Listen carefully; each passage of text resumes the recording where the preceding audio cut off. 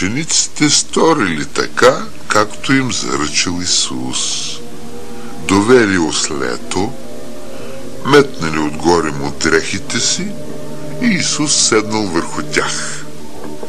Така той влязъл в Иерусалим, а хората вървели пред него, сечели палмови клонки и постилали с тях пътя му, защото знаели, че той може да върши чудеса. А фарисеите и първосвещениците роптаели и му завиждали, като гледали колко народ върви след него. Наближавал празника Пасха и Исус пристигнал с учениците си в Иерусалим. Там имало голям храм, издигнат в чест на Бога, и много хора идвали да му се поклонят. Според обичая, всички давали на свещениците животни, за да ги принесат в жертва. По-бедните купували от търговците гълъби, а по-богатите овце и крави. Освен това, за да влезеш в храма, трябвало да платиш със специални храмови пари. Пред Божия храм имало огромен площад. По време на празника търговците от целия град се настанявали на площада и продавали на молещите се евреи жертвени животни. Други пък сменили обикновените им пари с храмови. Така площадът се превръщал в огромен и шумен пазар. Ядосал се Исус, като видял това, направил бич от върви и подкарал животните извън площада. После преобърнал масите на менячите на пари, а на продавачите на гълъби рекал: вземете това от тук и от дома на баща ми не правете дом за търговия. С какво право вършиш всичко това? Кой си ти, че да ни гониш? Учениците на Исус знаели отговора на тези въпроси, но мълчали.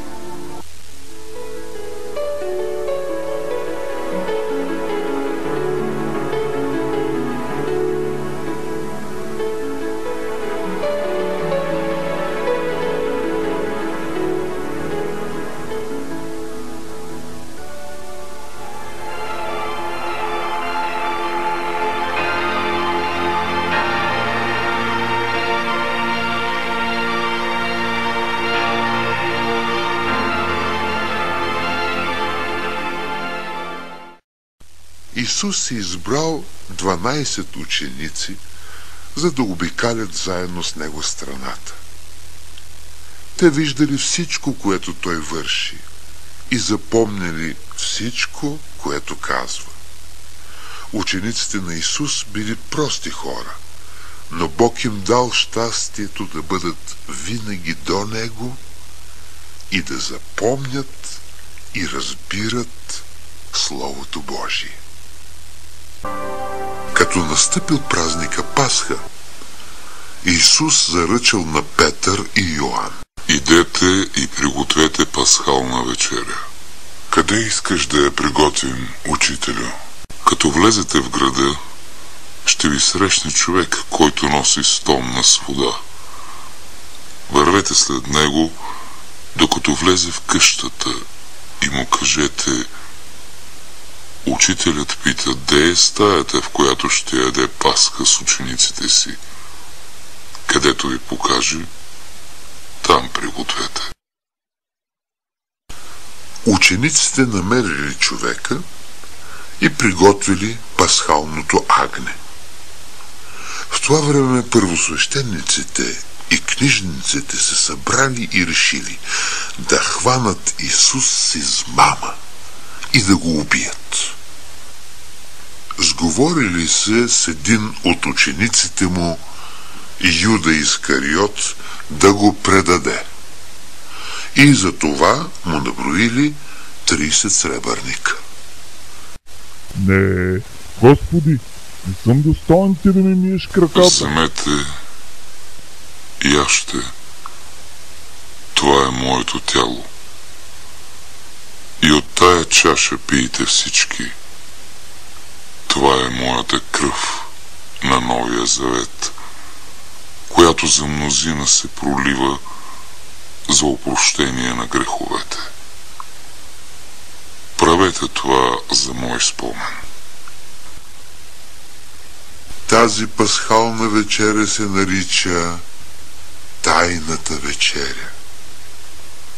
Изведнъж Исус смутено погледнал учениците си. Истина ви казвам, тази вечер един от вас ще ме предаде. Господи, кой е?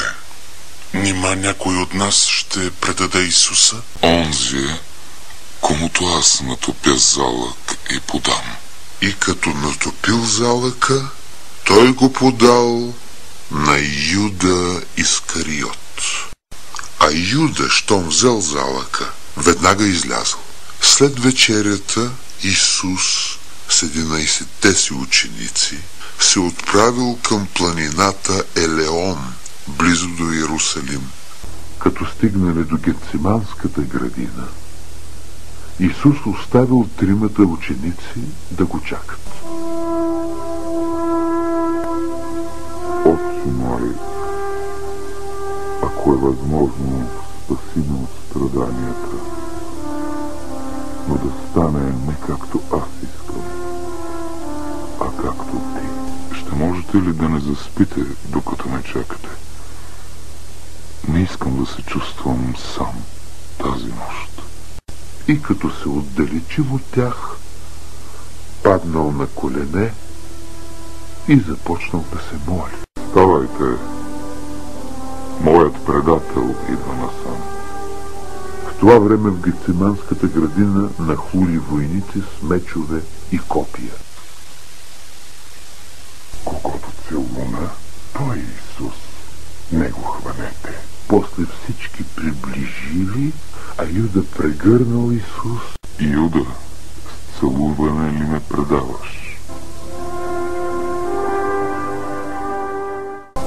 Юда нищо не рекал, а войниците хванали Исуса и го вързали.